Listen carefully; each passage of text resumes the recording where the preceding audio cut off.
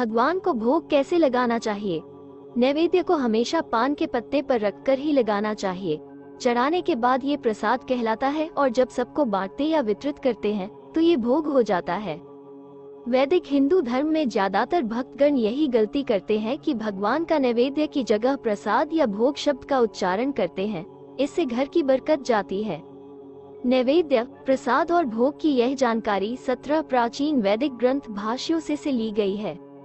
पान के पत्ते पर ही भोग क्यों लगाते हैं? भोग, प्रसाद, नैवेद्य में क्या फर्क है? स्कंद पुराण के अनुसार बिना मंत्रों के उच्चारण द्वारा ईश्वर को अर्पित किया गया नैवेद्य घर में दरिद्रता, तनाव देता है। भ्रम मिटाए, समृद्धि पाएं। सर्वप्रथम तो आप भोग, प्रसाद और नैवेद्य में अंतर समझ लें। भारत में ये बहुत बड़ा भ्रम फैला हुआ कि भगवान को भोग या प्रसाद चढ़ाना है। ये शब्द अत्यंत मलिनता युक्त है। पहली बात तो ये है कि वैदिक परंपरा में ईश्वर को नैवेद्य अर्पित करना बताया है, भोग या प्रसाद नहीं। भोग, प्रसाद, नैवेद्य में अंतर। वैसे तो भोग कहना भगवान के लिए सही शब्द नहीं है।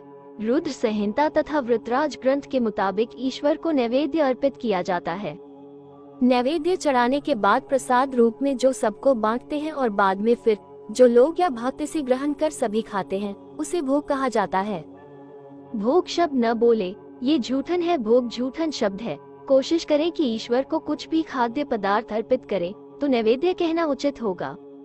नैवेद्य अर्पित करने का प्राचीन वैदिक तरीका, ईश्वर को नैवेद्य देते समय ये मंत्र बोले तभी नैवेद्य ग्रहण कर भोलेनाथ किसी भी योनि रूप में रह रहे हमारे पितरों, पितृमातृकाओं तथा मातृमातृकाओं को नैवेद्य का कुछ अंश उन्हें प्रदान करते हैं तो उनकी आत्मा प्रसन्नता पूर्वक हमें आशीर्वाद देती है, जिससे घर में सुख, समृद्धि, धन धान्य एवं आरोग्यता की कमी नहीं रहती। पान के पत्ते पर ही रखें, इसका भी रखें ध्यान। नैवेद्य हमेशा पात्र के नीचे पान के पत्ते पर ही रखकर अर्पित करना चाहिए। नैवेद्य लगाते समय निम्नलिखित 5 मंत्र अवश्य बोले, अन्यथा ईश्वर या देवता इसे ग्रहण नहीं करते। नैवेद्य अर्पित करने हेतु 5 मंत्रों का महत्व नीचे लिखे मंत्र को बोलते हुए एक एक निवाला अर्पित करते जाएं। ओम व्यानाय स्वाहा, ओम उदानाय स्वाहा, ओम अपानाय स्वाहा, ओम समानाय स्वाहा, ओम प्राणाय स्वाहा और अंत में जल हाथ में लेकर प्रसाद के चारों तरफ घुमाकर ओम ब्रह्मणु स्वाहा बोलते हुए पृथ्वी पर छोड़ना चाहिए, ताकि वायु द्वारा नैवेद्य की खुशबू जीव जगत के सूक्ष्म कीटाणुओं को भी मिल सके। अन्यथा हमारा नैवेद्य दुष्ट, दूषित, छल कपटी आत्माएं ग्रहण कर हमारे सदैव परेशान करती हैं। इस प्रकार से नैवेद्य अर्पित करने से घर में धन धान्य की कमी नहीं होती, सुख समृद्धि बढ़ती है। एक बार 54 दिन नियमित रूप से ऐसा करके देखें, जीवन में चमत्कार होने लगेगा। नैवेद्य पान के पत्ते पर ही अर्पित क्यों करना चाहिए? आयुर्वेद ग्रंथों में पान की उत्पत्ति अमृत की बूंदों से हुई, जब समुद्र मंथन हुआ था।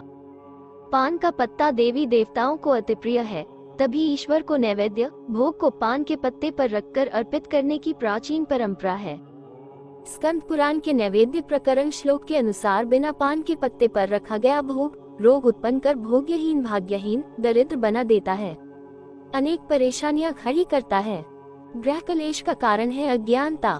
देवता भी पान रहित प्रसाद कभी स्वीकार नहीं करते। इस भोग का भोजन भूत प्रेत एवं दुष्ट आत्माएं ग्रहण करती है, जो खाकर गर्राती हैं और परेशान करती रहती हैं। धीरे धीरे वे घर में अपना अधिकार जमाकर मानसिक क्लेश पैदा करके परिवार का माहौल अशांत कर देती हैं। घर में वास्तु दोष लगता है। स्कंद पुराण के अनुसार बिना मंत्रों के अर्पित किया गया नैवेद्य तनाव का कारण होता है। शिव रहस्य सूत्र, कालतंत्र, रहस्य उपनिषद एवं वृतराज संहिता आदि शास्त्रों में भी ऐसा वर्णन है।